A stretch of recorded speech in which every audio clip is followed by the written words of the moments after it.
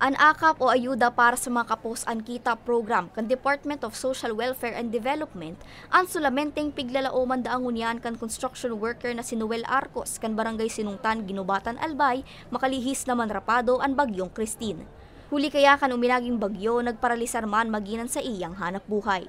Kaya nakuha niyang 5,000 pesos kasubagong aga halis sa naon ng bitang programa, ipambabakal niya ng gadaanin mga pangangaipon ninda sa harong.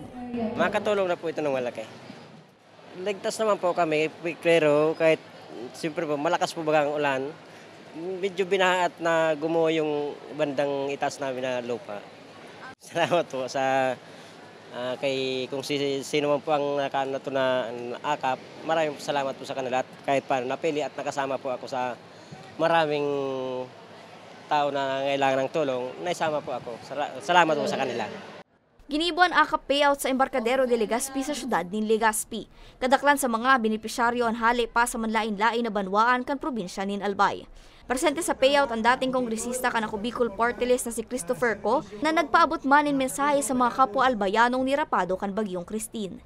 Maugma sa mga satuyang taga 1st District as in 2nd District dahil maski po may bagyo na katatapos lang, yaon po sa mga taga DSWD na mag-validate kan sa indang AKAP as in makakuha po sila kan sa indang AKAP na benepisyo. Dakulaon na tabang po ini lalong-lalo na sa mga binaha na tinamaan ng bagyo dahil magagamit po ninda ini sa pang-oral daw nindang pangkonsumo. Sa kabilogan, total na 1,554 ang panibagong benepisyaryo sa lindong kanaw ng bitang programa. Para sa mga baretang, Tatak Bicol, Angeline Dagta.